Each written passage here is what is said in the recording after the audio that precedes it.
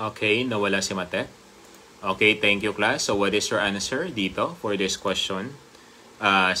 Basahin ko ulit yung tanong natin. So in a bustling neighborhood, uniformed police officers regularly conduct visual patrols, ensuring their presence is noticed by the public. Sorry. Residents report feeling safer due to the officers' visibility, while potential offenders are deterred from committing crimes because of the increased risk of getting caught. So which policing strategy does this scenario best represent? Okay, letter A, reactive policing. Letter B, preventive policing. Letter C, community-oriented policing. And letter D, intelligence-led policing. Okay, what is your comment sa comment section natin? Pakilagay. Nakalagay dyan is police visibility kasi nga they are regularly conducting patrols. Okay, what kind of policing is that? Is that reactive, preventive, community-oriented, or intelligence-led policing? What is your answer, class? Okay, ang sagot ninyo ay uulan rin dito sa Mindanao. Okay, sagot ninyo is Bravo, preventive policing. Is that correct? Okay, so ang sagot natin is, okay, that is correct. That is preventive policing. So pag sinabi kasi natin preventive policing, as much as possible, dinideter na natin na may mangyaring krimen, o ibig sabihin, hindi pa nangyayari ang krimen is pinoportray na natin or we are futuristic or proactive in nature. Meaning, as much as possible, i-eliminate natin yung opportunity for the crime commission. Kasi pag sinabi kasi natin reactive, meaning, magpa-function lang ang police kapag may nangyaring krimen. Diba? So, yan ang tinatawag natin, class, na reactive policing. So, majority got the correct answer, no? Okay, number 15. Okay, ako muna magbasa for number 15 so that you can answer. So in a progressive city, the police department has implemented community-based programs, advanced crime prevention strategies, and data-driven approaches to reduce criminal activities. So over the years, the city has experienced a significant decline in its crime rate and residents feel safer. The local government and the community regards this as an evidence of the police department efficiency and success in maintaining public safety. So which policing concept does this? B, modern concept, letter C, classical, or letter D, incremental concept. What is this? Anong sagot natin dito? Okay, so ayan. Okay, nakafocus siya on crime prevention strategy, data-driven approaches to reduce criminal activities. Then, ang naging epekto nito, nagkaroon ng lower crime rate and the resident feels safer. Okay, what will be the best answer for this question kapag ganito ang tanungan? Nag-e-echo? Baka sa signal ko. Wala kasing signal ngayon eh. Naka-data lang ako. Walang signal ang wifi kasi ang lakas ng ulan, no? Baka hindi pa bumabalik. Anong sagot natin? That is modern concept. Is that correct? Okay, so ang sagot natin, that is letter B, that is a modern concept, class. Kasi again, as much as possible, i-eliminate natin ang yung krimen. So, by employing yung crime prevention strategies and of course, pinag-isipan, no, data-driven approaches. And of course, naging epekto nito or naging resulta nito, class, is nagbumaba ang crime rate. And of course, the resident feels safer. So, yan ang tinatawag natin na modern concept sa ngayon, di ba? The modern concept, matatawag natin that the police is effective or the police officers are effective based on the lower crime rate. Meaning, konti lang nangyayaring krimen. So, yan ang tinatawag natin na modern concept or efficiency nila. While under the old concept, matatawag natin that police are effective based on the number of arrests. The more number of arrests, the more effective they are considered. That is a modern concept. Okay, so very good. Sige, next, let's proceed now on number 16. Okay, number 16. How does the limitation of employing no more than 2,000, bakit may sinagot ko na dyan? Private security professionals contribute to the regulation and standardization of the private security industry in the Philippines. So, tandaan nyo lang class, under the law, so hindi pwedeng mag-employ ng more than 2,000 PSP or private security professional class. Kasi unang-una, it ensures that agencies remain manageable and can adequately supervise their employees to maintain high standards. Dapat ano pa rin yung SOP, no? Yung high standards ng security agency or security services. Then, letter B, it prevents monopolization. When I say monopolization, ibig sabihin, maiwasan na isa lang yung nagmamay-ari ng private security sector. Then, kasi kapag iisa lang, walang healthy competition na mangyayari. Maging complacent na lang. Then, letter C, it aligns with the public safety regulations by limiting the number of security professionals under one agency. Siyempre, that is under the law. Sanabi niya that no more than 2,000 private security professionals shall be employed class.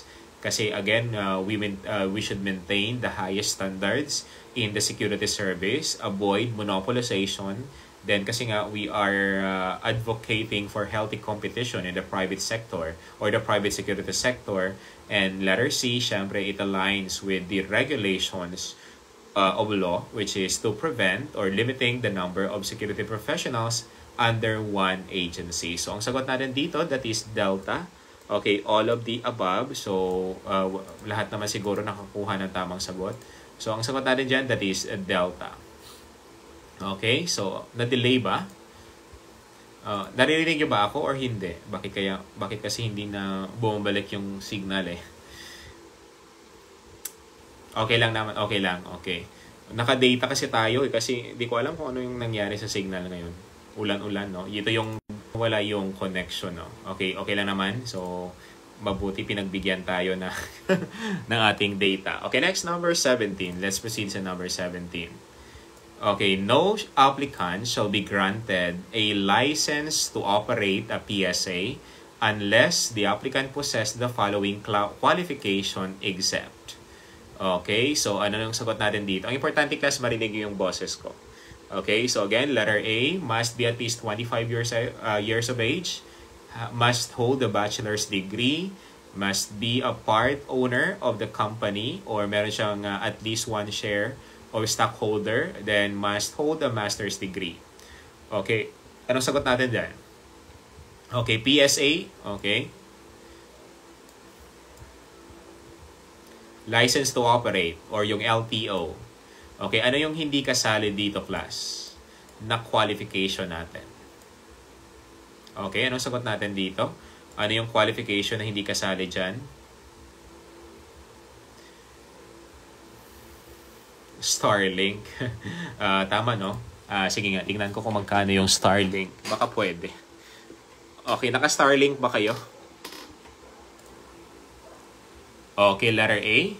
Must at least 25 years old. Must hold a bachelor's degree. Again, ang exemption class, ang hindi kasali dyan is letter D. Hindi naman kailangan ng master's degree class para mabigyan ka ng license to operate sa mga private security agency. Ang kailangan lang natin dyan is alpha, must be at least 25 years of age, dapat meron kang bachelor's degree or meron kang or part owner ka ng company. In case of juridical entity, dapat meron kang you are a holder of at least one share stock of voting rights.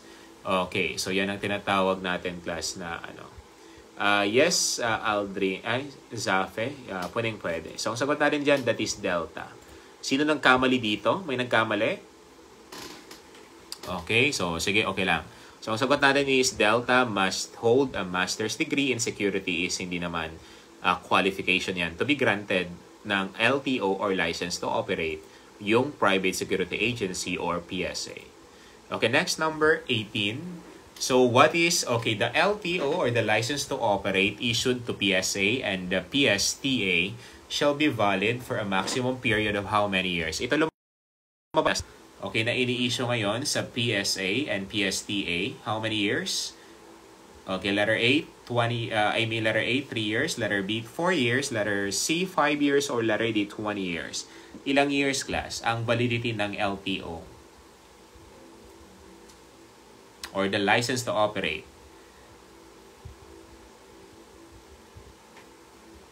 Okay, how many? How many years? Ang validity, okay, so syempre na-explain ko to sa inyo, walang magkamali dito, no? Okay, so ang sagot natin dyan, ang validity ng LTO class na ini-issue natin sa Private Security Agency and the PSTA is 5 years. Okay, again, ulitin natin, that is 5 years class ang nakalagay sa batas natin. So the answer is, sir, for new application po ba 5 years or for renewal clause? Every 5 years, kailangan nila mag-renew. Okay, so yan. Next. Okay, kasi nga we are yung standards class ang sinusunod natin. Okay, next, number 19. So RCP Security Agency, yung RCP ako yan Regency Patches. Okay, a private security agency recently acquired firearms for its private security professionals to enhance its security operations. So how many firearms is RCP Security Agency allowed to possess if it employs a total of 25 private security professionals or the PSPs? Ilan, class? Kasi diba, we are following the 1:1 ratio, yung firearm to the population ratio. So, nakalagay dyan yung RCP Security Agency. Meron silang 25 private security professionals. So, kailangan na rin nila, okay, ilan? Okay, so alpha. So, that is alpha. So, kailangan na rin ng 25 firearms. So, meaning 1 firearm per PSP or private security professionals. Kasi diba, under Republic Act 5487, yung security law natin before, 1:2 doon. Then sa ngayon, RA 11917, 1:1 na ang ating ratio.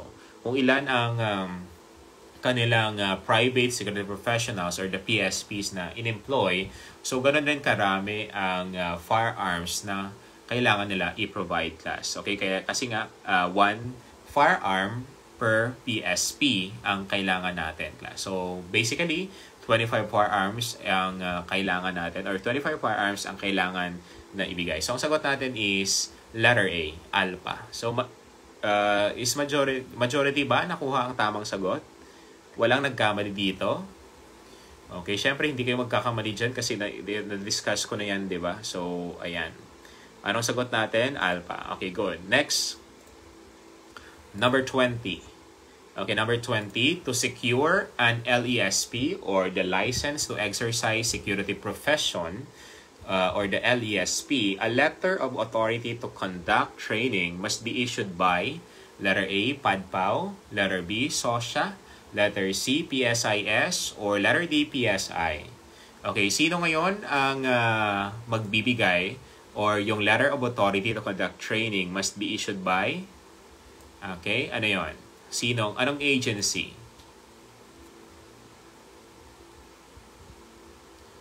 Okay, dati kasi ang tawag niya is, ang tawag natin is PNP SAG-SD. Ngayon is napalitan na siya, di ba? Into PNP SOSHA. So that's why ang sagot natin dito is letter B, PNP SOSHA. So kasi nga ang SOSHA, of course, that is for training. Okay, then of course sa mga supervision naman na mga of course yung productive agency, that is the PADPAO. So again, ulitin natin yung letter of authority to conduct training to secure yung license to exercise security profession, yung lisensya mismo ng mga private security professionals shall be issued by the PNP SOSHA, the Supervisory Office for Security, and of course, investigation agencies. Dati ang tawag natin, class, is PNP SAG-SD. Di ba ngayon? That is already renamed as SOSHA noong 2019. So again, ang sagot natin dyan, that is Bravo, that is SOSHA, Supervisory Office for Security and Investigative Agency or Investigation Agencies. Nakuha ba? Is majority got the correct answer? Or majority? Majority, no? Majority. Tama? Wala nagkamali? For number 20. Okay, very good. So, 20 is majority. Tamang sagot. Sana makisama ang ang signal. Kasi whole day sa amin nag-ulan. Sa inyo rin ba? Malakas ang ulan? Kaya nagtanim ako ng mga lemon kanina. Kasi nga malakas ang ulan. Okay, next, number 21. 10 puno yon ng lemon dito sa farm. Okay, number 21. So what do you call security personnel employed directly by a business organization such as a sole proprietorship, ibig sabihin isa lang ng mamayari, partnership, or corporation that is not engaged in providing security services but maintains its own security unit? Ano sagot natin dito?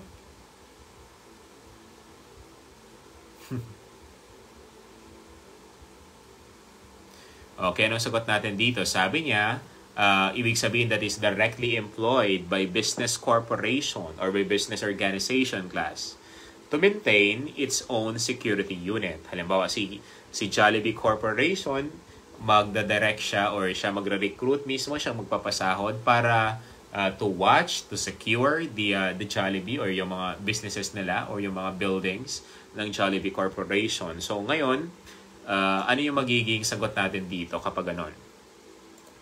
Nakita na nyo kapag sole proprietorship, ibig sabihin isa lang ng mamayari. Kapag partnership or corporation, ibig sabihin marami kayo. Kaya nga tinawag na corpo.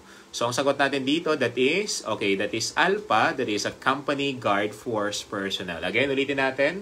Pag sinabi natin sariling company mismo ang mag-recruit, then sila yung magbabayad or sila magpapasahod, lahat-lahat, kasi nga that is to maintain its own security unit or to maintain their building or to their establishment.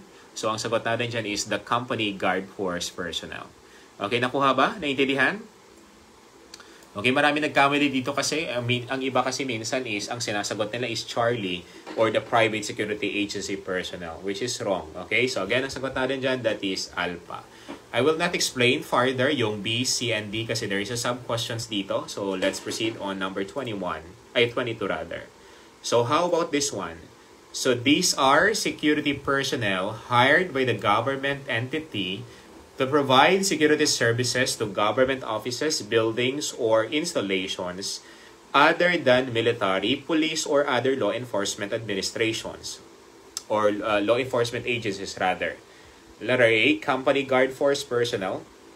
Letter B, government security force personnel. Letter C, private security agency personnel. Or letter D, BIP security personnel. So again, ulitin natin. So ang nag-recruit niyan is the government entity.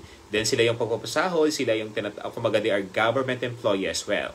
So other than the military, police, or other law enforcement agencies. So kasi nga that they are recruited class or they are hired or personally hired by the government. So tatawagin na natin silang ngayong Bravo. Okay, that is the government security force personnel. Nakuha ba? Majority ba nakakuha ng tamang sagot? Okay, so again, baby, kumain ka na. Okay, so again, ang sagot natin dyan, that is letter B, that is government security personnel. Okay, very good, mabuti. Di ba madaling sumagot, no? Kapag marami kang alam or nag-study ka or na-discuss sa inyo na nakasimplified, kahit anong tanong, kayang-kaya yung sagutin. Okay, next. Number 23. How about this one? I posted this in Facebook. So imagine you are the owner of a large retail chain and have decided to hire a team of security personnel to protect your stores. Instead of employing your own in-house security team, you choose to contract a private company specializing in security services. So what do you call the personnel employed by this private security agency? Ano sagot natin dito? Okay, hindi ko mga natapos yung tanong, sumagot na kayo. Okay, that is wrong mindset. Okay, sige. Okay, our viewers in the Facebook, you can comment down your answers para makita ko rin yung progress ninyo dyan. Okay, then don't forget to share the live para makita ng kaklase ninyo. Okay, so what is your answer, class? Sabi niya, it is wala kasi silang sariling security personnel or security team. So ang kailangan nila is mag-hire ng in-house security team class or syempre kukunin nila yon sa mga private security agency. Okay, so that's why ang sagot natin dito, that is letter C. Okay, that is private security agency personnel. Okay, that is letter C. Okay, again, ulitin natin. Ang sagot natin dyan, that is a private security agency personnel. Okay, syempre, wala silang sarili, so doon sila magbabayad sa PSA or private security agency. Kasi nga sila lang naman ang nagbigay sa ng mga tao to protect or to watch or to guard your business or any buildings yan. Okay? The answer is Charlie. Okay, so again, ulitin natin class, i-summarize ko lang. Pag sinabi nating company guard force personnel, ibig sabihin yan, yung own business establishment or sariling business establishment, whether it is a sole proprietorship or isa lang nagmamayari, whether it is a corporation or marami silang nagmamayari, sila mismo ang nag-recruit niyan, sila nagpasahod, lahat-lahat. So they are considered as a company guard force personnel. Tatawagin naman natin government security personnel kapag the government entity hired yung mga yung mga personnel na yan to guard yung mga offices ng government. Of course, other than yung mga police, military, or other law enforcement agencies.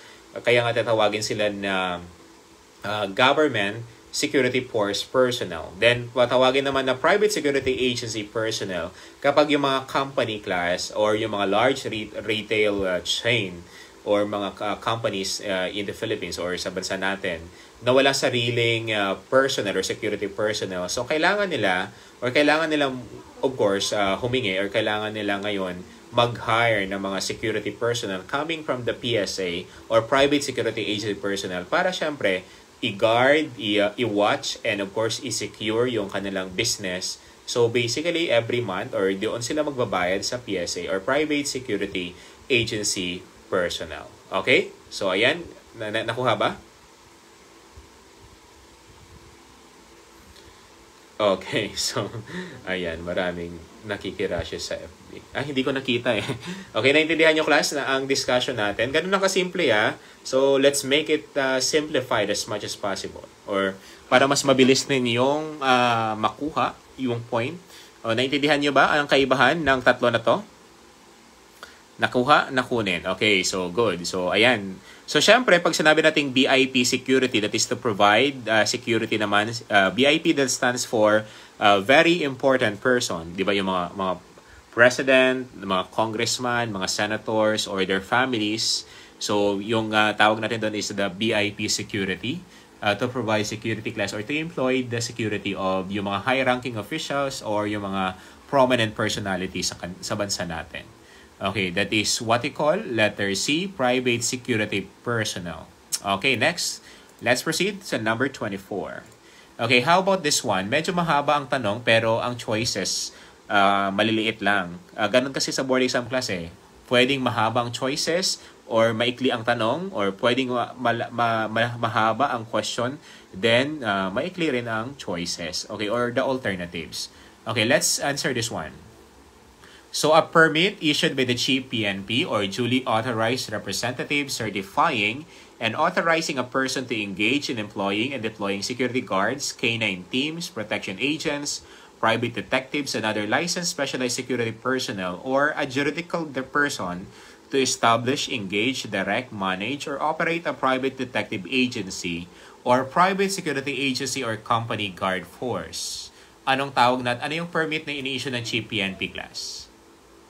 Okay, ang tanda nyo lang dyan na word is yung engage in employing. Okay, letter A, LESP. When we say LESP, that is the license to exercise security profession. LTO, that is the license to operate. PSTA, then the PSA. So, ang pagpipilian nyo lang between Alpha and Bravo, the LTO, and of course, the LESP.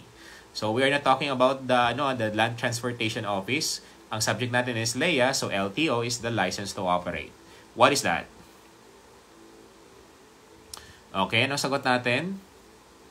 Okay, Bravo. Okay, so ayan. So, ang sagot natin dyan, that is the LTO class. Kasi to engage in employing and deploying yung mga any businesses class under the security agency. Again, ulitin natin, ano yung permit na ini-issue ng Chief PNP para the company or can engage in security business, that is the license to operate. Again, hindi ka pwedeng mag-operate ka kapag hindi pa nag-grant yung LTO mo kasi nga there is a corresponding penalty as provided by law. Okay? So, syempre, I will not discuss LESP kasi there is a sub-question later. Baka makuha nyo na yung tamang sagot. Okay? Sige, this one.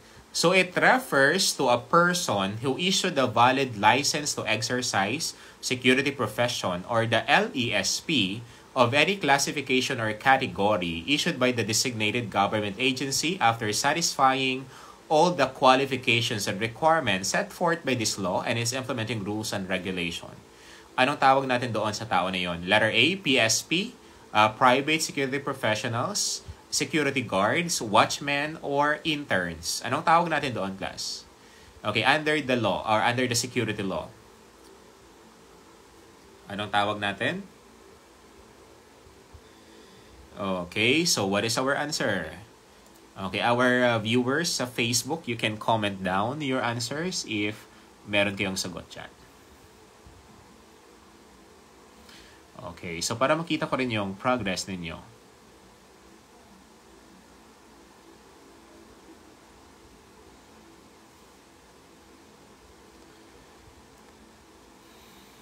Okay, what will be your answer for this question?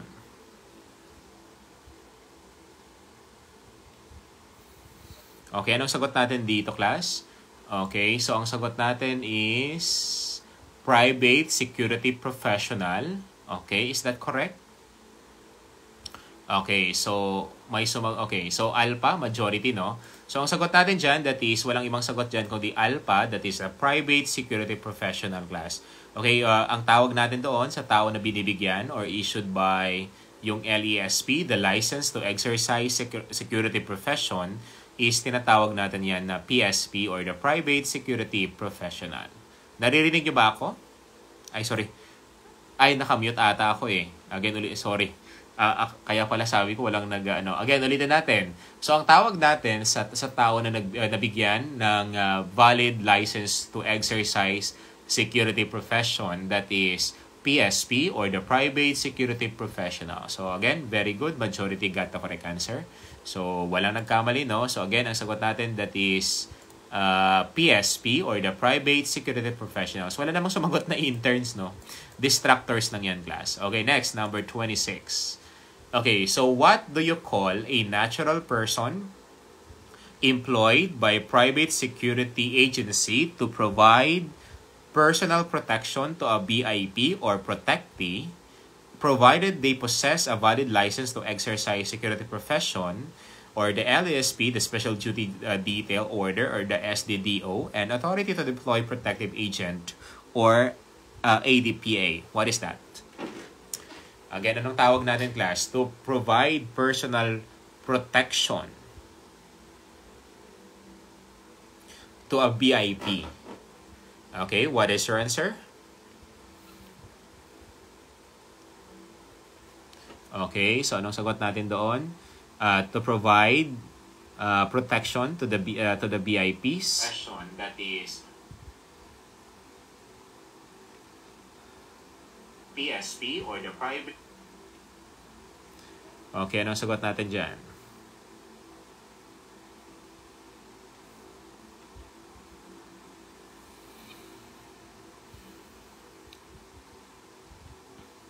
Okay, anong sagot?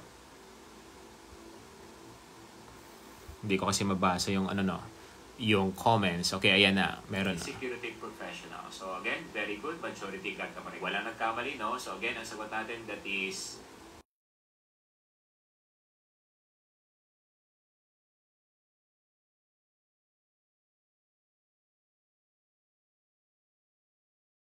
wrong. Ang sagot natin dyan, that is letter C. Okay, that is a protection agent. Okay, nakita nyo lang yung VIP security talaga agad ang sinagot nyo, ha? Okay, so again, ang sagot natin dyan, that is letter C, that is protection agent, ang tawag natin doon, class. Again, they are considered or they are called as protection agent. So letter C. Okay, next, number 27. Okay, so the following are the additional qualifications and documentary requirements for LESP for security watchmen. Okay, sa watchmen naman, class, ano yung hindi kasali dito sa qualification niya? Or sa additional qualification and documentary requirements for LESP? Ano yung hindi kasali dyan? What will be your answer? Okay, ano yung hindi kasali?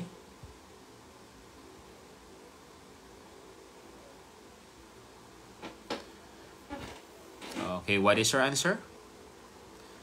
for this question?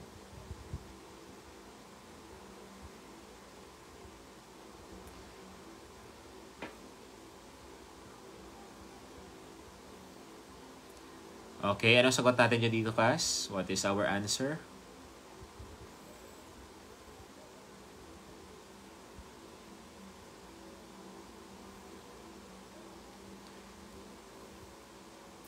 Okay, what is our answer for this question? Okay, ang sagot natin dyan, ang hindi kasali for the requirements for the watchman is alpha, letter C. Iba-ibang sagot nyo ha.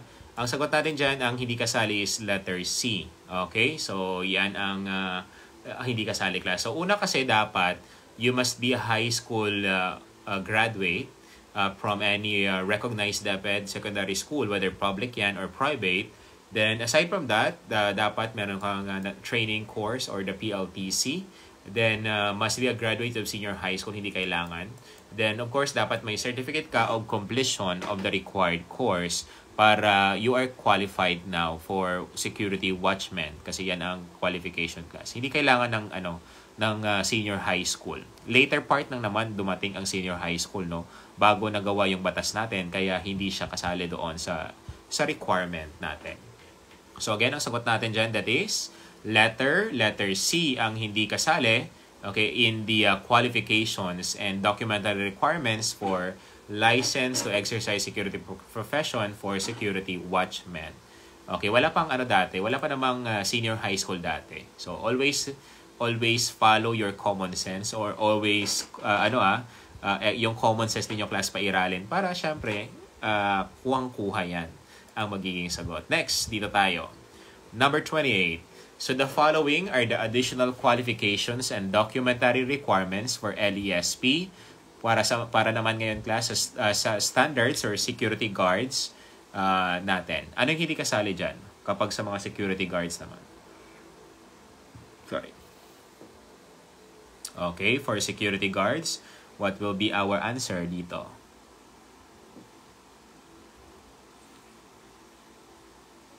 Okay, anong sagot natin dito?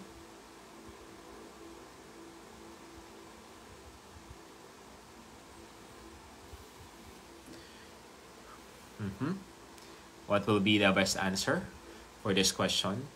Okay, don't forget to share the live class, yung sa ating Facebook viewers, para makita ng mga kaklase ninyo, then magte-take ng August. And of course, yung mga next year pa na magte-take. So, ano yung hindi kasali dito? Okay, may sumagot ng Charlie, may sumagot ng Delta, may sumagot ng Alpha. Ang sagot natin dyan, that is Delta. So hindi so dapat kasi kapag you're applying for a security guard, dapat mas at least 21 years old, then a graduate of high school, then of course must finish the PLTC training course. So ang must be at least 18 years old, syempre hindi kasali. So hindi pwede. So that is letter D ang natin diyan. Ang eliminate natin. Okay, so ang sagot niyo is iba-ibang sagot niyo, may Charlie, may Alpha. Bakit? So doon pala yung 18. Yes, nag-iba na ngayon under the new law. So kaya 'di ba pinabasa ko yun sa inyo yung IRR ng bagong batas natin. So again, ulitin natin, 21 ang must be at least 21 years old. Basahin niyo ulit yung ating implementing rules and regulation ng natin yung security law natin. Delikado 'yan. Okay, so hindi po 18 years old, hindi kasali. So again, must be at least 21 years old, nakagraduate ng high school, then must finish the PLTC course. So letter D ang hindi kasali. Okay, number 29. So maganda pala ganito ang tanungan, no, kasi marami yung magkamali. Pero again, kung may common sense ka, then nabasa mo, madali mong sagutin ang mga tanungan na ganito. Okay, this one. How about this? So the following are the additional qualifications and documentary requirements for personal security escort naman or protection agent, except. Again, ano naman yung mga additional qualification and requirements for LESP, for personal security escort or protection agent? Anong hindi kasali dyan? Okay, baka nagkamali kayo dito Okay, so dapat itaga nyo sa isip ninyo yung age, di ba? Hindi 18 years old. Okay, so that is Delta, no? Okay, good. Majority got the correct answer. So again, kapag personal security escort ka or protection agent, must be at least 21 years old, then at least graduate of high school from any DepEd recognized secondary school, whether it is a public or private. Then you have finished dapat yung personal security escort or protection agent course. That is letter D. Okay, ang ating sagot dito. Okay, next, number 30. Okay, so which of the following is not the additional qualifications and documentary requirements for private investigator or private detective or inquiry agent? Letter A, must be at least 21 years old, must be a degree holder, must have finished private investigator, private detective inquiry agent course, or must be 25 years old. Ano naman ang sagot natin dito, class? Kapag private investigator ka or private detective or inquiry agent under the law, what is our hindi kasali? Okay, majority, may sumagot ng alpha, may sumagot ng delta. Ang hindi kasali dyan is letter D, must be 25 years old. The minimum is 21. So again, dapat you are a degree holder, 21 years old. And of course, you finished private investigator or private detective or inquiry agent course para you are qualified to become a security private investigator, private detective, or private inquiry agent. So again, ang sagot natin dyan, that is delta. Okay, again, that is delta. Okay, next. Okay, 31. The following are the additional qualifications and documentary requirements for security officer. Again, ang tanatanong naman dito is security officer. Security officer. So, ano yung magiging sagot natin dito? Kapag security officer ang tinatanong, what will be your answer? Okay, that is Bravo. Malakas na ng ulan kila Hanilo. Okay lang. Sa amin na walang wifi kaya naka-data. Pero, na ano naman, Bravo. Okay, majority answered Bravo. Is that correct? So, let's see. Okay, the answer is Delta. Okay, so Delta ang hindi kasali dyan, class, in the qualification. Kasi dapat, kapag security officer ka, must be at least 25 years old. Then at least graduate of high school. Then at least must have at least 5 years of experience in the field of basic security profession. Then have finished private investigator naman. Yung kanina naman yon, yung sa tinatawag natin na protection agent. Diba? Okay, hindi nyo ba nabasa? Okay, sabi niya dito, for private detective yan and inquiry, hindi yan pwedeng for security officer. Kaya that's why, ang sagot natin is Delta dito. Diba? Nakita nyo? O hindi nyo naman nakita, hindi nyo ba napansin? Okay, ang ginawa ko lang naman is reshuffle ko, diba? So, bakit yung isagot ang letter, ano yun? Bakit hindi nyo nakita yung letter D ang hindi kasali dyan? Diba? That is for yung protection agent. So, ang sagot natin dyan, that is Delta. Okay, so ayan. So, hindi lang kailangan kasi nga in private investigator naman yon. Okay, ito naman is security officer. Okay, so yan. Kaya dapat ano kayo, mapag-matsyag. Okay, kasi that is very important, class. Lalong-lalo na kapag nagbo-board exam kayo, dapat ano kayo, keen observer. Okay, kala ko mali, ako tama pala. Okay, very good. Naririnig niyo pa ako? Naririnig niyo pa? Can you hear me? Okay, sige. Thank you. Parang halos tayo no, walang signal, pero nakisama naman yung data ng cellphone ko na isa. Okay, so next dito tayo. Number 32. The following are the additional qualifications and documentary requirements for LESP kapag security consultant naman ang tinatanong. Anong hindi kasali dito, class? Kapag security consultant ka, ano yung mga qualifications mo? Ano yung hindi kasali dito? Okay? So yung ating online world, you can share the live para makita ng mga kaklase ninyo, batchmates, classmates, and others na interesado ay na makakatulong sa kanila. Okay, so what will be your answer? Anong hindi kasali dyan? Okay, the majority answer Delta. Okay, class, that is correct. So tandaan nyo, kapag security consultant ka, you need a higher education or mas mataas ang pinag-aralan mo. So dapat you must at least 25 years old. As much as possible, dapat may master's degree ka holder and 2 years of experience in security industry or bachelor degree holder and the 8-year experience in the security industry. Katulad ni Dr. Peckley, he is a security consultant. Then, of course, must have finished security consultant course. So, yan ang qualification natin. So, tandaan nyo, class, kapag you are applying to become a security consultant, class, so, kailangan mo ng mas mataas or mas malawak na pinag-aralan when it comes or when we're talking about security, class. Okay? So, yan ang tinatawag natin na security consultant. Sir, pwede mag-apply niyan? Yes, kapag you are qualified with this requirements, class. Kung hindi, syempre, hindi pwede. Okay, sir, para saan po ang basic security supervisory? Sa mga naman yan? Supervisory course. I mean, for supervisors. Okay, this one. So, the following are the additional requirements and qualifications, class, for LESP para naman sa mga security manager. Ano yung magiging sagot natin dito kapag security manager naman? Ano yung hindi kasali sa qualification niya dyan? Delta. Okay, may sumagot ng Delta, may sumagot ng Alpha. Okay, so again, kapag you are a security manager, so ang hindi kasali is, okay, Bravo at Delta ang sagot nyo, no? Ang sagot natin dyan, that is Delta. Hindi naman kailangan ng master's degree, class kapag you are security manager. So, una dyan, dapat you at least 25 years old. Then, pangalawa, must be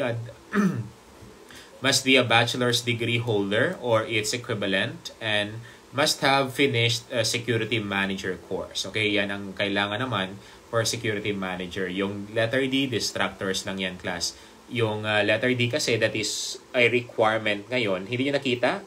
Okay, so hindi nyo nakita, class, yung master's degree.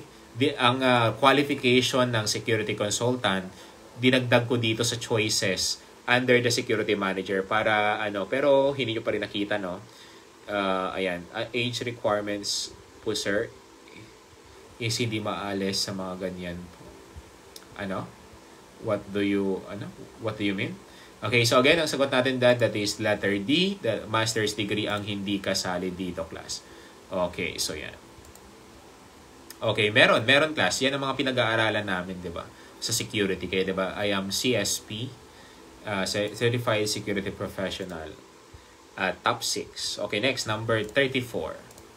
Okay, so a foreign national residing in the Philippines expresses interest in establishing a private security agency.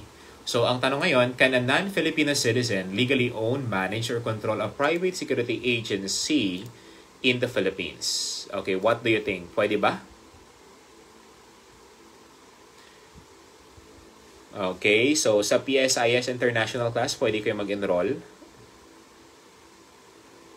Yung Philippine Society of Industrial Security. Okay, so open yan sila palagi.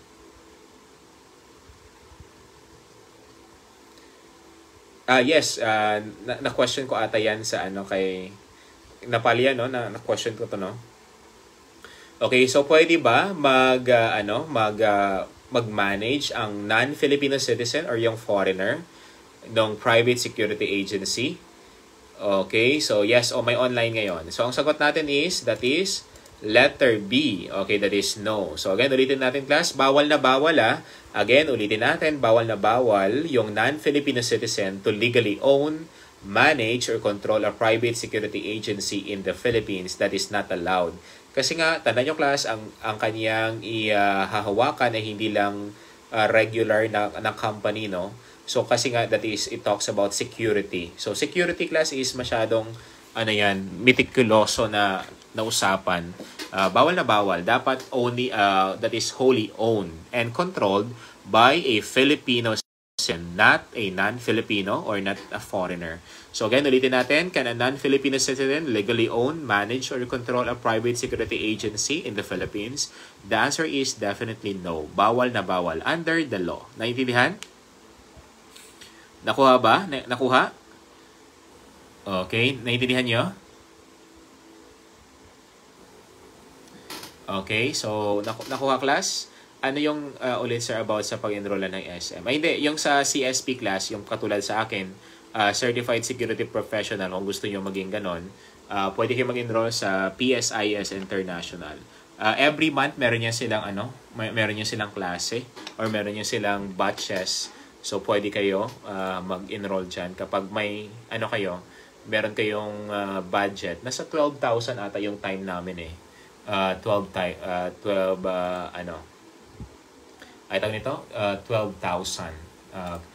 Sir, paano yung naturalized Filipino? Ano yan? Nakalagay kasi sa batas natin is wholly owned by a natural Filipino citizen.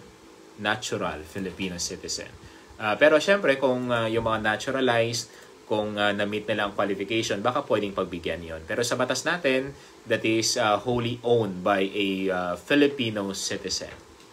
Okay, so bawal na bawal ang magmamayari yung foreigner, lalong na that is a security agency. Okay, number 35. So what is the maximum? Okay, what is the maximum FA or firearms allowed to be stored by the PSA? Ilan class? Ilan ang pwede nila ma-stored?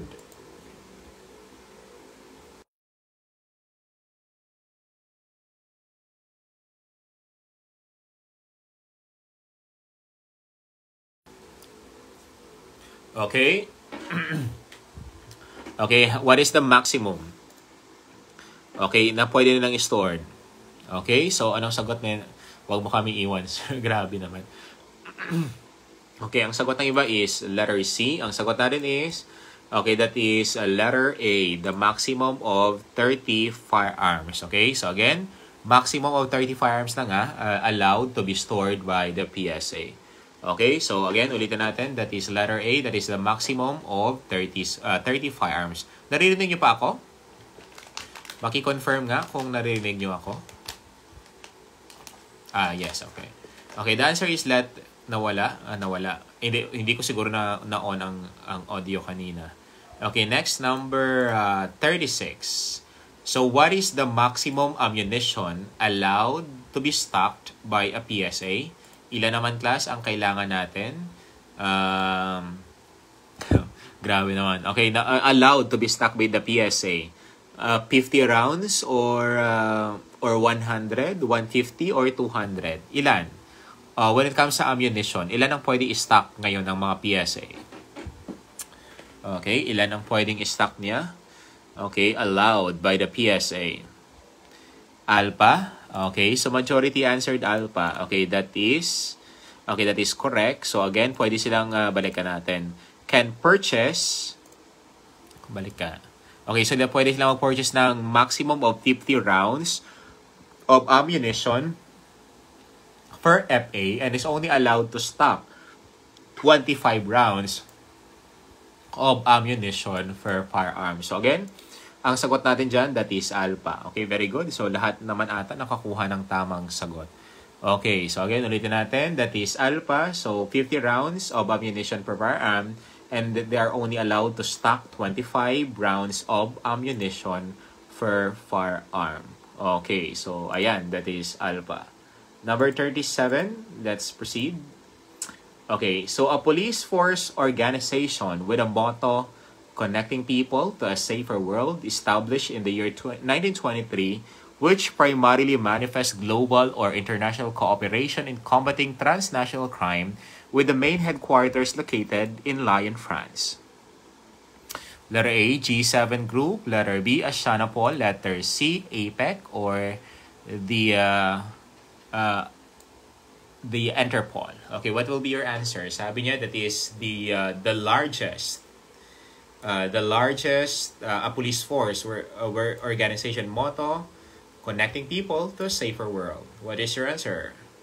Okay, that is Interpol. So again, what is Interpol stands for? That is ICPO lang. Ang tanda nyo dyan, that is the International Criminal Police Organization. Again, Interpol, that is ICPO, the International Criminal Police Organization, with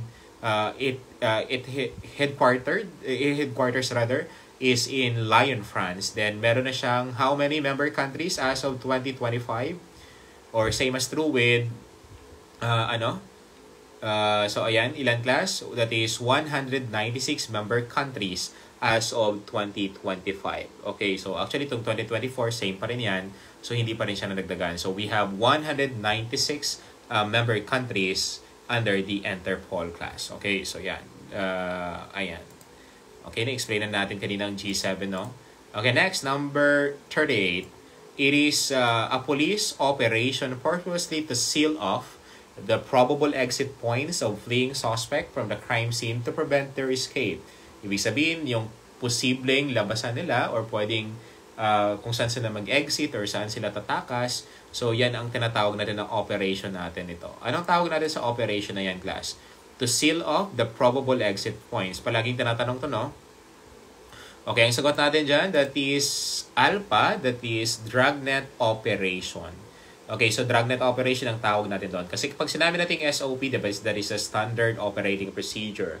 Kapag hindi pasok doon sa SOP, yung ginagawa mo as a police officer or any law enforcement agency ka man na belong, so meaning that is failure or hindi pasok doon sa standard. Then pag sinabi kasi natin entrapment, that is the legal means of capturing offender or violator or criminal kasi nga may ginagawa na siyang mali. So that is entrapment, which is that is legal under the law. While ang instigation naman, that is illegal under the law when you induce an innocent person. So again, ulitin natin, ang entrapment, that is the legal one, which is the legal means of capturing lawbreakers. While ang instigation naman, that is a illegal one kasi that is the illegal means of capturing or inducing an innocent person. So again, ang sagot natin dyan, that is a dragnet operation. Is majority got the correct answer? Nakuha niyo ba lahat? Okay, so again, nakuha niyo ba ang tamang sagot? Okay, so dragnet operation. Okay, good. Okay, so yan. Okay, next, let's proceed for number 39. Okay, na-discuss ko rin to. Hindi pwede magkamali kayo dito, ha. So, in the Philippines, the police or the law enforcement is spearheaded by the following agencies except. Okay, ano yung top 3 law enforcement agencies in the Philippines? Which is sila yung frontliner, no? Okay, so ano yung hindi kasali dito? So, what is your answer? Para dapat walang magkamali. Okay. Charlie, okay, the IFP or the Armed Forces of the Philippines class is not included. Again, ulitin natin, in the Philippines class, the law enforcement agency or the police or the law enforcement is spearheaded by the Philippine National Police, the Philippine Drug Enforcement Agency or the PDEA, and of course, the National Bureau of Investigation or the NBI. Okay? Okay, next. 40. So the law grants automatic eligibility for those who passed any licensure examination administered by the Professional Regulation Commission. Ibig sabihin, automatic sila yung kapag pumasa kayo sa board exam class, actually hindi nyo na kailangan mag-take ng civil service. Meaning kasi nga you are already considered as civil service eligible. So anong batas yun na nag-grant ng automatic eligibility for those who passed any licensure examination by the Professional Regulation Commission and as well as yung bar exam? Ano yon? Anong batas yon? Okay, that is Republic Act. Okay, so syempre hindi nyo pwedeng isagot si 6506, no? 907. Mga distractors lang yan sila. Okay, kasi ang 6506, that is for board exam, yung under the old curriculum, 1131 for the new curriculum. Then 97, that is 907 for yung mga cum laude. Okay, is that correct? Okay, that is. Then of course 1080, that is automatic eligibility for those who passed any licensure examination administered by the PRC. Okay, that is Republic 1080. Okay, so majority is lahat ba nakakuha ng tamang sagot? Okay, so very good. So bravo ang sagot natin dyan. Okay, good. Okay, next we have another one, 41.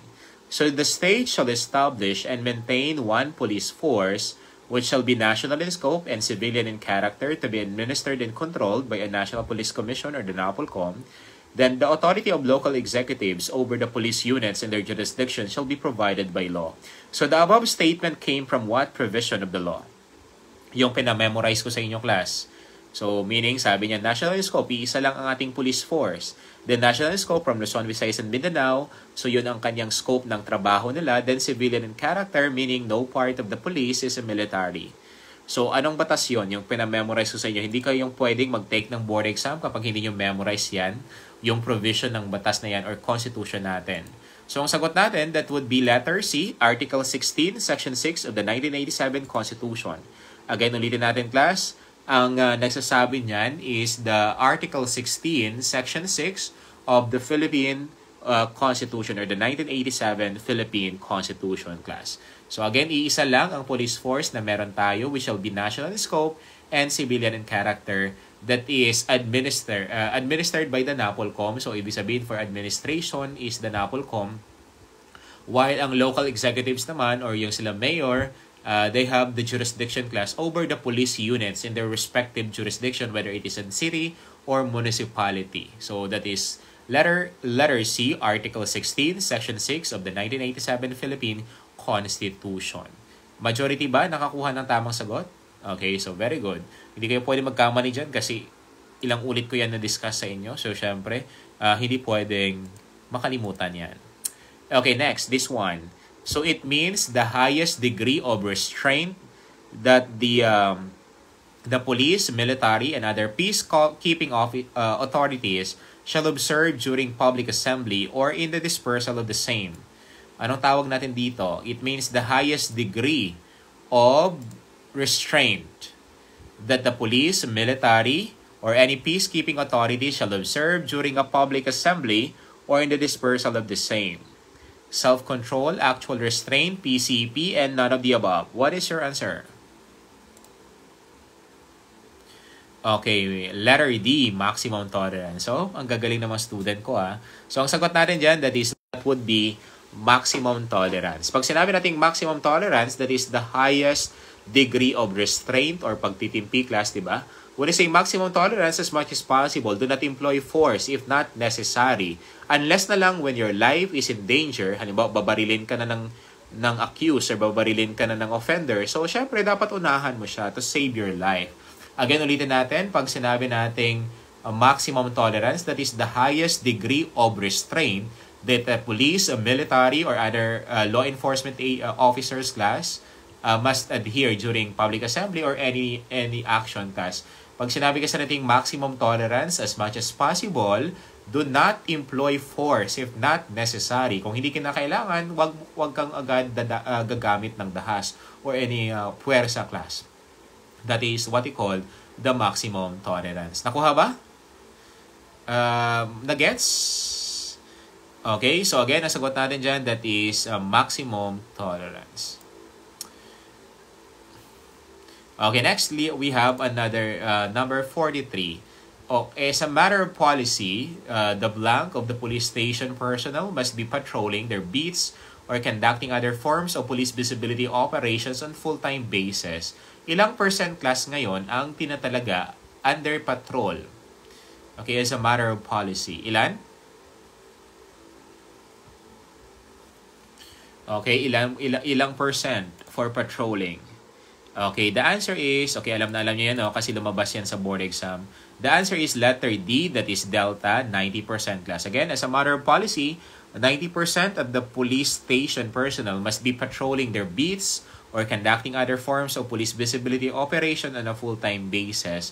Kasi nga, we are promoting a preventive policing, meaning as much as possible, ipiprevent natin yung pag-transpired or pag-transpired ng mga krimen sa ating community. So the answer would be letter D. Sorry, that is 90%. Okay, number 44. It is a proactive crime prevention measure having key components like patrol officers who are tasked to take actions to prevent the occurrences of crime based on the crime clock and the crime mob. It is a proactive measure since it seeks to deter or engage the criminals before they undertake their nefarious activities, thus eliminating the element of opportunity. So letter A, patrol. Letter B, IPS or the Integrated Patrolling System. Letter C, Segway Personal Transporter or the BPATS.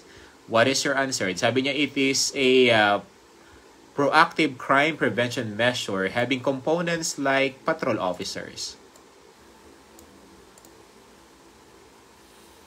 Okay, ang sagot nila is patrol. Okay, why you answered patrol? Kasi sabi niya, having key components like patrol. So, no need to answer patrol. Ang sagot natin dyan, that is Bravo, the Integrated Patrolling System. Again, ulitin natin, that is the IPS, that is the Integrated Patrolling System.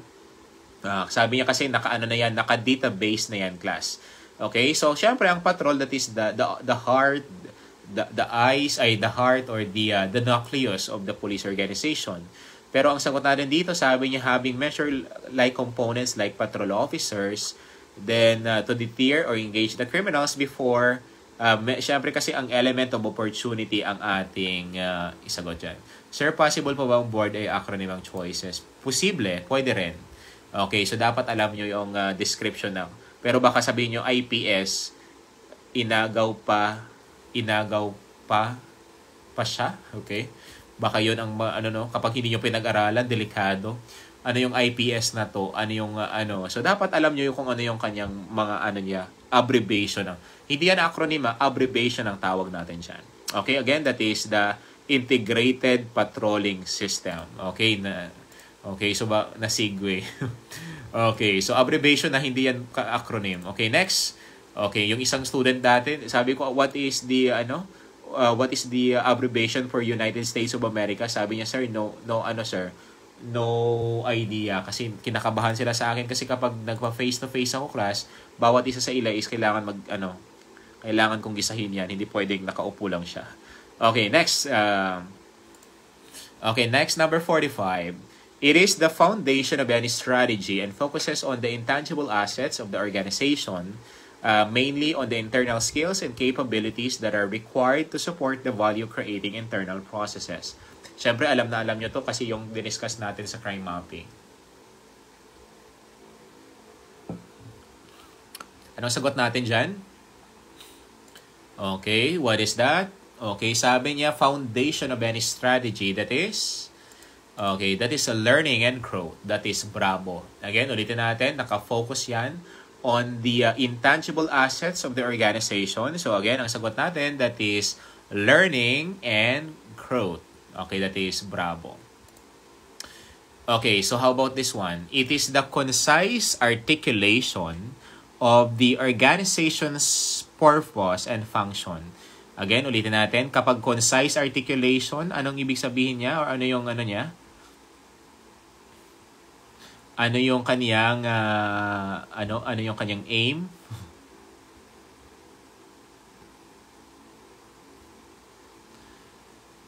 Okay, so ayan. Okay, so yung ating mga viewers sa Facebook, you can share the live and you can comment also your answer sa baba. Okay, so ang sagot natin dito, that is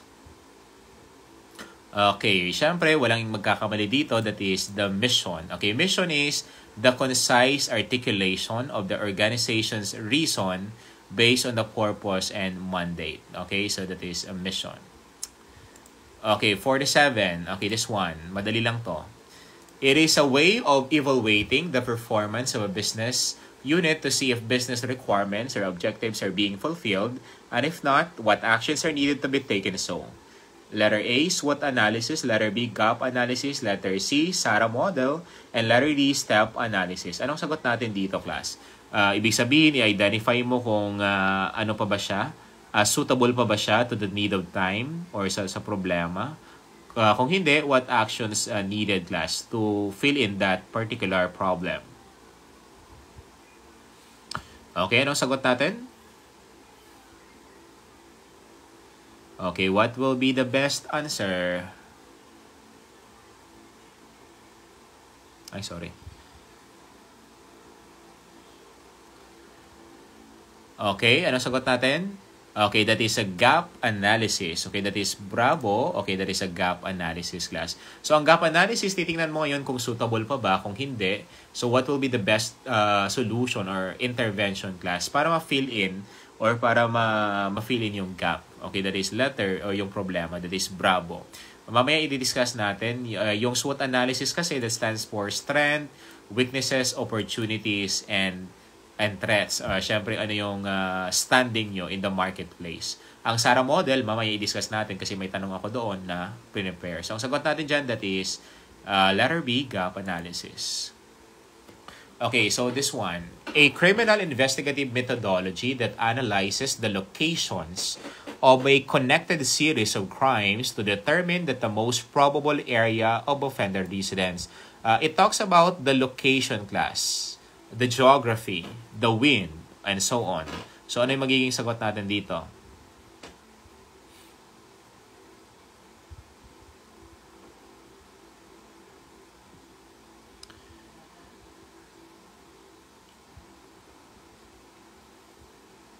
Okay, what will be the best answer for this? Okay, anong sagot natin? Okay, so ayan, what will be the best answer for this? Okay, so letter D, crime mapping. Bakit crime mapping ang sagot ninyo?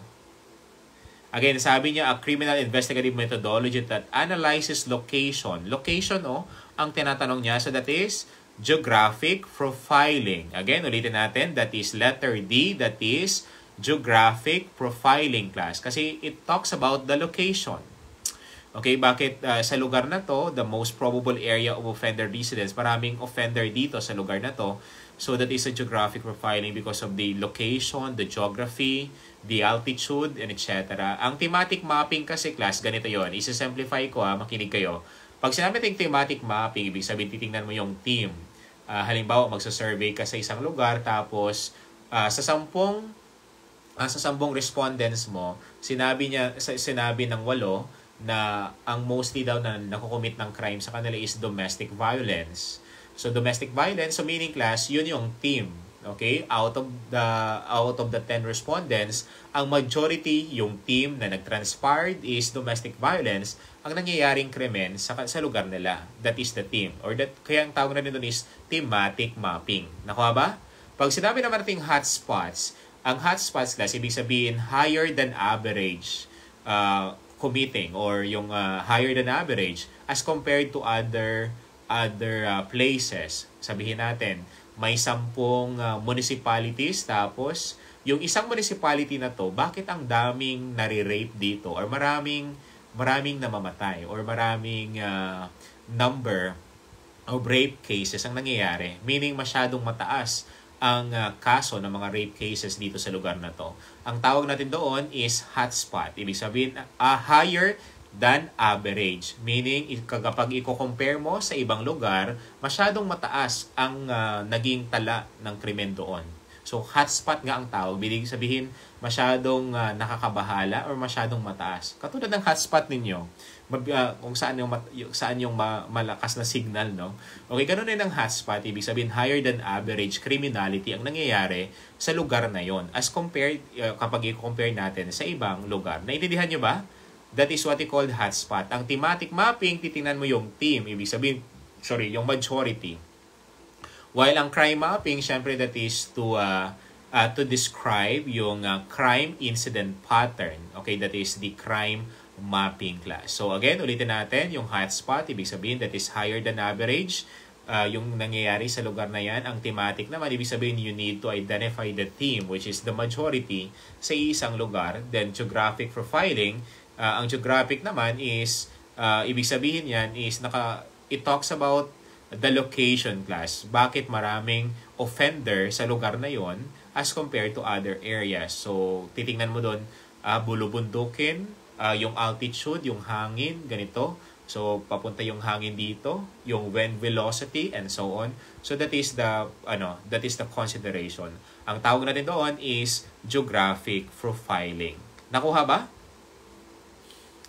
Okay, so syempre ang crime mapping, ginagamit yan ng mga police investigator natin to describe crime incident patterns or the CIP, 'di ba? So para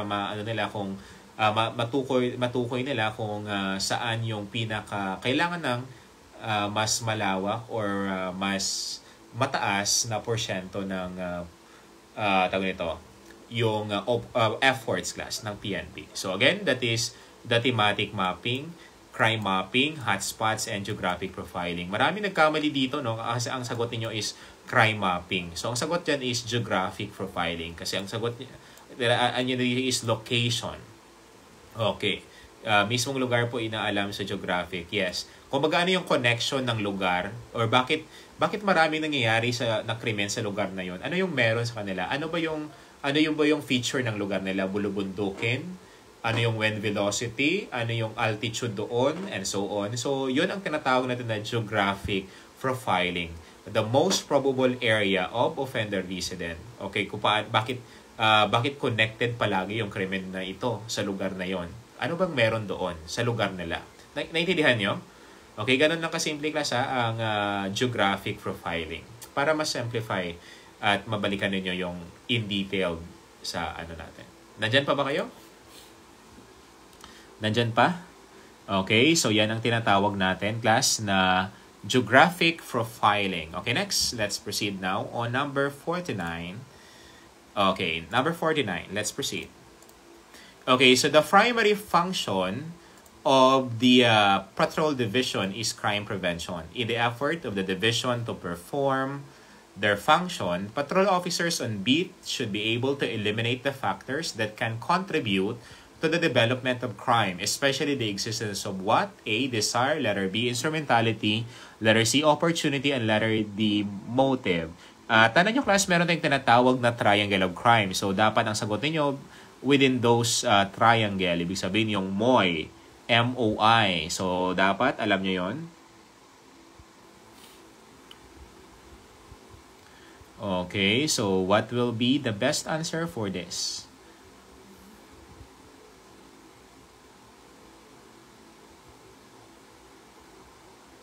Again, yung IPS kanina, class, that is Integrated Patrolling System. Okay, so please take note of that. Anong sagot natin dito for number 49? Okay, bravo. The most important element. So, di ba meron tayong tinatawag, class, na triangle of crime, which is MOI, motive, opportunity, and instrumentality. Automatic, tanggalin natin si desire. Okay, kasi hindi siya kasali doon sa triangle of crime. So, ang sagot natin dito, ano yung most important element of the crime, class? Ang kailangan natin eliminate dyan is the... Okay, bakit ang sagot ninyo is instrumentality? Saan yung nakuha ang sagot na yan? Okay, so ano yung pinaka-importanting element? Opportunity. Okay, so letter B ang sagot natin dyan. Opportunity. Okay, nagbaliktad pala yung akala ko nagkamali kayo. Again, ulitin natin, opportunity ang pinaka-importante dyan, class, to eliminate the opportunity. Kasi kapag na-eliminate natin ang opportunity, class, okay, so meaning, wala na siya or hindi na matutuloy. Kasi again, di ba, pag sinabi nating crime triangle, kapag kulang ng isa, hindi maging successful ang krimen, di ba? Wala yung motive, opportunity, and of course, the instrumentality. Not intent, Again, ulitin natin, class. That is what we call ang letter B. Okay, opportunity, class. Okay, so, nagsala. Ilonggo pala si, Bersaban. Okay, ulitin natin. That is motive, opportunity, and instrumentality. So, sa question dito, ang pinaka-importanting element, class, ng triangle of crime is the opportunity. Meaning, kailangan natin i-eliminate yon by placing police officer which is visible to the public. Kapag visible kasi sa public, class, sa mga police officers, meaning, class, medyo malisen natin yung krimen. So again, the answer is letter B, opportunity. Okay, next, let's have number 50. Okay, it refers to a permit issued by the Chief of the Philippine National Police or the PNP or the duly authorized representative recognizing a natural person to be qualified to perform the duties as security professional or training personnel. Ano yun? Anong tawag natin doon? Again, it refers to the permit issued by the Chief PNP of the PNP class to perform, okay? Again, to perform the duties as a security professional or training personnel. Okay, that is license to operate? Sure kayo? No. That is not license to operate. That is license to exercise security profession. Okay, ang LTO, ibig sabihin to operate, di ba? Or kumaga pwede na silang mag-start or kung mag-offer ng mga services. Pag sinabi naman nating LESP, ibig sabihin that person is qualified now to engage in the duty of a security profession. So, ang sagot natin dyan, that is ALPA class. Okay? That is LESP. That is the license to exercise security profession. Nakuha ba? Okay, not LTO ha. Ang LTO class, ibig sabihin, they can start now or they can offer now yung tinatawag natin na security services, whether it is a K9 or other services na ino-offer sa security. So again, ang sagot natin dito, that is LESP, that is the license to exercise security profession. Okay, hanggang 55 tayo class before tayo mag-break. Okay, number 51. Okay, a leader motivates their team by offering financial incentives for meeting targets and penalties for failing to meet deadlines. So which leadership theory is reflected here? Sabi niya, by offering financial incentives for meeting targets. Okay? Ibig sabihin, meron silang bonus or meron silang kapag they met their targets. Kapag wala, syempre, wala rin. Or there is, kumbaga, bad shot sila. Okay, anong tawag natin doon? Okay, so ang sagot natin dito is the transactional leadership theory. Ibig sabihin, meron silang reward other than yung compensation nila o yung kanilang salary, meron silang reward kapag they meet their deadlines or they meet their targets rather. Then of course, there is a corresponding punishment rin or there is a kung mga babawasan no, kapag hindi na meet yung deadlines as set by the company. Okay? So ang hindi natin i-explain yung iba no kasi natin yan. May sub-question pala. Okay, next number 52. Helen, a manager, spends time building strong relationship with her team. She listens to their concerns and actively works to meet their needs even if it means sacrificing her own convenience. Which leadership theory is Helen applying? Okay, anong sagot natin dito for number 52? Okay, ibig sabihin, inuuna niya daw ang kapakanan ng kanyang mga tao, syempre. Okay, kumbaga kahit hindi niya naisipin yung kanyang sarili or yung kanyang kapakanan. So, ang tawag natin dito, the leadership theory Helen is applying for is letter B. Okay, that is the servant leadership theory. Again, kapag servant leadership class, wala kang pakialam, no? Kung your own convenience. Basta, ang focus mo ngayon is for the welfare or kapakanan ng mga tao mo. So, that's why ang tawag natin dito is the servant leadership theory. Okay, naiintindihan? Okay, so pag sinabi kasi nating trait theory class, okay, tandaan nyo pag sinabi nating trait theory, ibig sabihin yung innate character mo. Nung bata ka pa lang, alam mo na, or nung bata ka pa lang, alam mo na talaga yung tao na yan, or ikaw na meron kang innate qualities as a leader. Meaning, the way you walk, the way you talk, or the way ka mag-isip, the way ka makipaghalubilo sa ibang tao, or yung intellectual mo, you are a born leader na. So that is a trait theory. Kumbaga, innate qualities or inborn yung nakikita natin. So that is a trait theory. Pag sinabi naman natin transformational leadership, meaning class, kumbaga you let your employees or you let your subordinates class to shine, di ba? Okay, to transform. Ibig sabihin by giving them confidence. So, syempre ikaw rin mabibigla ka na kumbaga mas na-achieve nila or mas mataas pa yung na-achieve nila as compared sa iyo na mentor. So that is a transformational leadership theory. Ang situational naman is you can adjust. Meaning class, pwede you are flexible as a leader to the need of time or kung ano yung kinakailangan ng sitwasyon or circumstances. So that is a situational leadership theory. So again, ang sagot natin dito, the leadership theory Helen is applying class is letter B, that is the servant leadership theory. Okay, nawala ba ako? Nawala? Please confirm, baka nawala ako. Okay lang. Okay lang, sige. Ang sagot natin dito, that is Bravo, that is the servant leadership theory. Okay, so ayan. Okay, naka-data lang kasi tayo kasi ang lakas ng ulan. Okay, so next. Okay, so a multinational corporation customizes its management practices based on the cultural norms and economic condition of each country it operates in. So which management theory supports this approach? Again, sabi niya, customizes its management practices based on the cultural norms and economic condition of each country it operates. Letter A, classical. Letter B, contingency. Letter C, lean management. Or theory Y. Okay, so what is that? So, ang theory Y, employees are motivated. Ano sagot natin? Bravo, Delta. Okay, so Bravo. Okay, so again, that is contingency or case-to-case basis, no? That is correct. Ibig sabihin, meron silang backup plan when it comes, pag sinabi natin contingency class. So again, ang sagot natin dyan, that is letter B, contingency theory. Ibig sabihin, binibase nila doon sa cultural norms and economic conditions kapag nagmamanage sila ng kanilang company or corporation.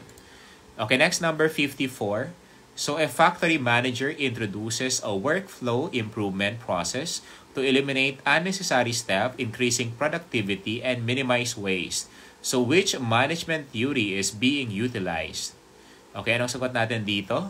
A factory manager introduces a workflow for the improvement to eliminate yung unnecessary steps or of course to avoid waste in the operation. Okay, anong sagot natin dyan? What will be the best answer for this question?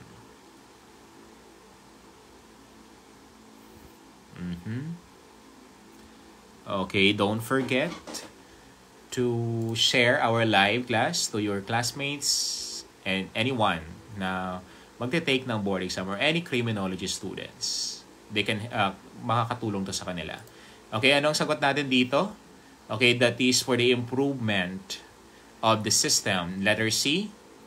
Okay, the answer is letter C. Okay, that is correct. Lean management class. Ang purpose kasi ng lean management, that is a theory in management kung saan para ma-improve yung workflow. May sinusundan sila na system, kumbaga, para to minimize the waste and of course to increase productivity with to its employee. Then yung kanilang resources, lalo-lalo na yung financial resources nila, ay hindi masasayang. So that is what we call the lean management. Okay?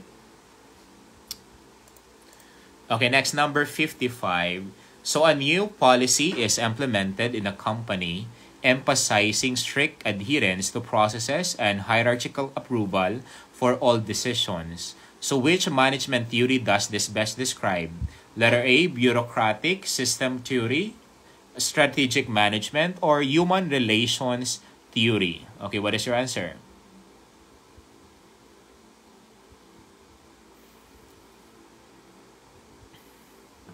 Okay, anong sagot nyo dito for this question?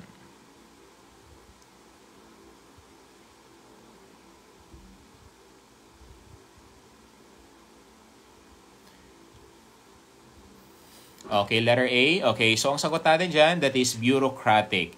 So nakalagay kasi dito, hierarchical approval for all decision. Meaning, class, dadaan muna sa sa baba hanggang sa taas. Then may flow, kumbaga, kung saan idadaan muna, may approval muna sa baba, then hanggang sa taas by flow. Hindi ka pwedeng dumiretso agad or hindi mo pwedeng i-bypass yung ibang approval bodies, di ba? Approving bodies rather, para for that particular program or anything na kailangan mo ng approval. So ganyan ang bureaucratic, meaning maraming dadaanan, no?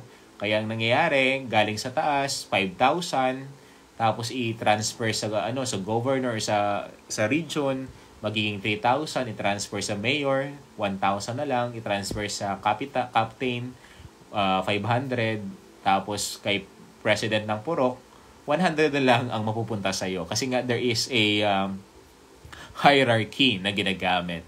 So ganyan sa natin, no, sa ano tawag natin dito, yan ang nangyayari sa ating government, hierarchical, no, kaya medyo pagdating sa atin is na lang, sincilio or yung change na lang ang natira. So that is a bureaucratic class. Okay, so syempre pag sinabi nating system theory, so halimbawa sa isang company or sa isang sa our siblings or sa akin, so meron tayong sinusunod na sistema, ibig sabihin na separate or na iba sa ibang company. Kumbaga tayo lang ang meron nun na system. Kumbaga kung ayaw mo sa system na to, syempre you are free to decide na pwedeng umalis or pwedeng hindi na magpatuloy. Kasi nga, they have system na ginagamit. So that is a system theory. Or meron silang standard, kumbaga. Kung whether you like it or not, susundin mo yon. Kung ayaw mo, syempre, you have all the freedom to to escape or para umalis doon sa isang company. So then of course yung total quality management kanina, so of course that is also a management philosophy.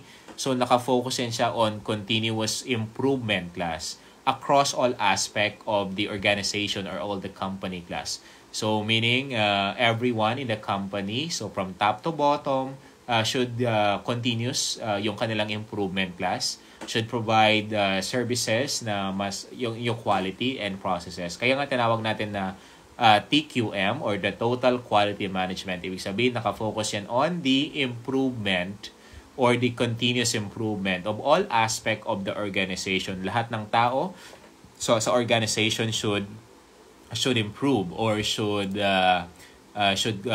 focus on continuous improvement class.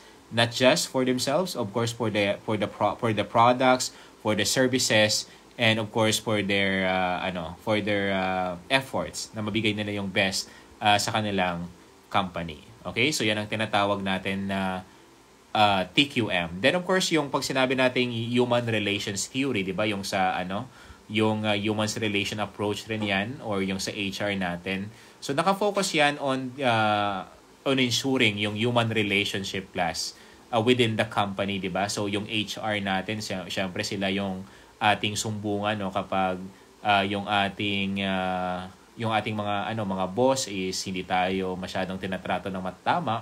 So dapat ang kakampi natin is the HR. So ang purpose kasi ng HR or the human relations theory is to bring or to increase yung moral and of course yung employee satisfaction of the employees in the company. Then dapat yung social dynamics or yung relationship within the company ma-maintain yun. So dapat ang in charge doon is the human relations. Kaya nga nagkaroon tayo ng human relations theory. Ang strategic management naman, ibig sabihin, that is for long term. Ibig sabihin, yung company mo, ano ba yung nakikita mo sa company mo in the next 5 years, in the next 10 years, in the next 20 years. So strategic, meaning for long term. Hindi lang aside from sa plano mo sa company mo, dapat dala rin sa plano ang mga employees, 'di ba? So dapat halimbawa 5 years from now, dapat mabibigyan ko na ng bahay bawat employees ko or dapat mag-improve na rin ang buhay nila, hindi lang ako yung mag-i-improve. So that is a strategic management philosophy rin na naka-focus tayo. Naintindihan ba? Nakuha nyo?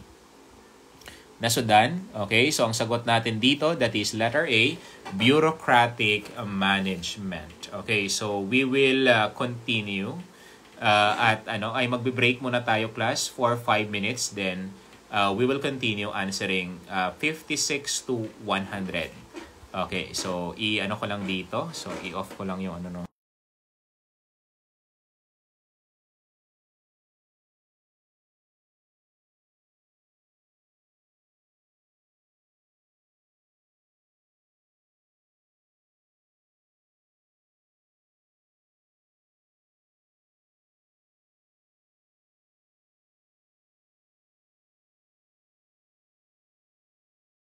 We will go back after 10 minutes siguro. Ay, kumain na ba kayo? Sorry. We will go back after 10 minutes or 15. Kumain na ba kayo, class, or hindi pa? Hindi pa kayo kumain? Ay, hindi pa ba? Ay, sorry. Na-overwhelm. So, kumain na kasi ako. Ay, hindi pa. Sige, na lang. 15 minutes. Ay, sorry. Sige, 10 na lang. Babalik tayo ng 10. So, kaya pa yan hanggang... Okay, lab, kumain na daw, lab. Okay, so 10, balik tayo ng 10 class kasi medyo alanganin yung 10 minutes, no? Okay, we will 10 tayo babalik, then hanggang 11 siguro at matapos na natin yan. Okay, thank you everyone. So enjoy your dinner. Kumain na kasi ako kanina before the start. Thank you. Okay, yung sa online natin, babalik kami ng 10. So, dyan lang kayo, 10 p.m. So, please, bantayan nyo lang yung ating live para mas marami kayong